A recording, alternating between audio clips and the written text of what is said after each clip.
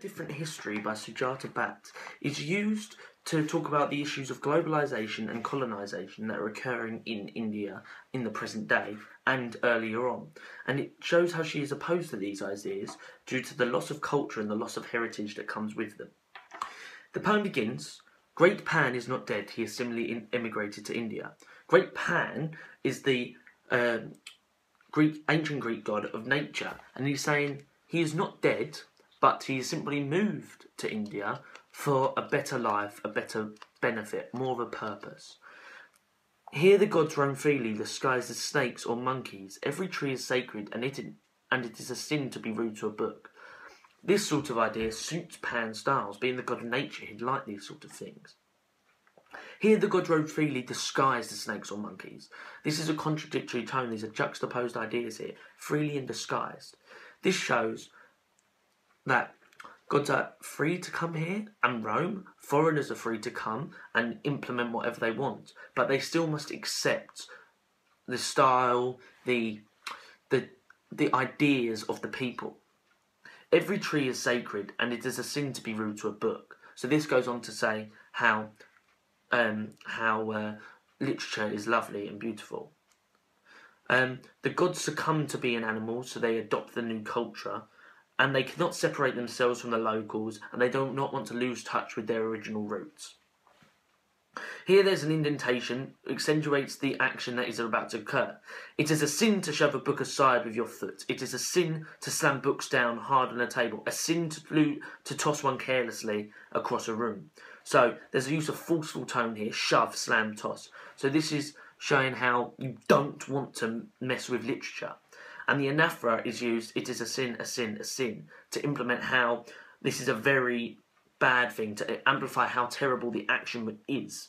It wants to show how you should respect the books, to please the god of beauty, later on says Vati, and it shows how education is regarded as an opportunity in India.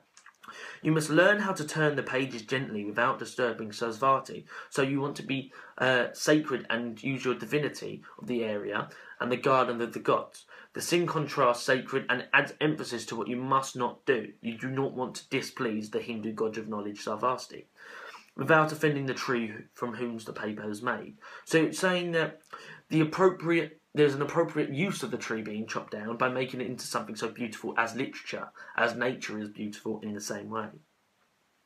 Now we go on to what could even be a second poem, this next stanza.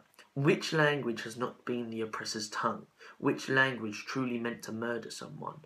It's as if someone is imposing a language upon another country, but it is not the language's fault that these changes are occurring. So she is saying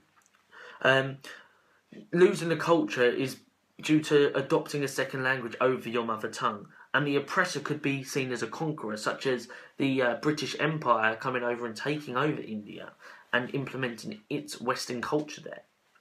And how does it happen that after the torture, after the soul has been cropped with a long scythe, swooping out of the conqueror's face, the humble grandchild grow to love a strange language? So she's saying how migration and the bound to Western culture has occurred here and caused these changes. It's the despair of her poet and how her children are losing culture and it's being passed down less and less over generations in society.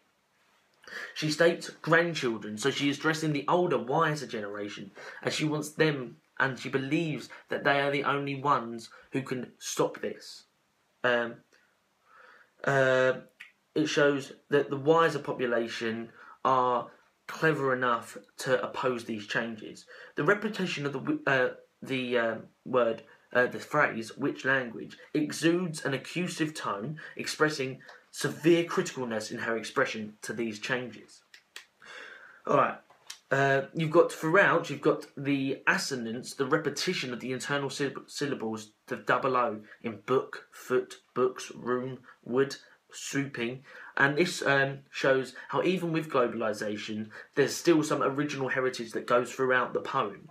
You've got the change in the structure on the second stanza. This could be showing how the Western world is more narrow-minded and people are becoming more narrow-minded and less open due to these changes.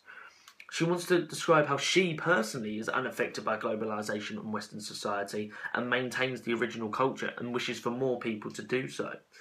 Also, the use of free verse throughout demonstrates how the poem is free and is used to vent the poet's opinions on the matter. She is free. She wants everyone else to become free and more open-minded to her.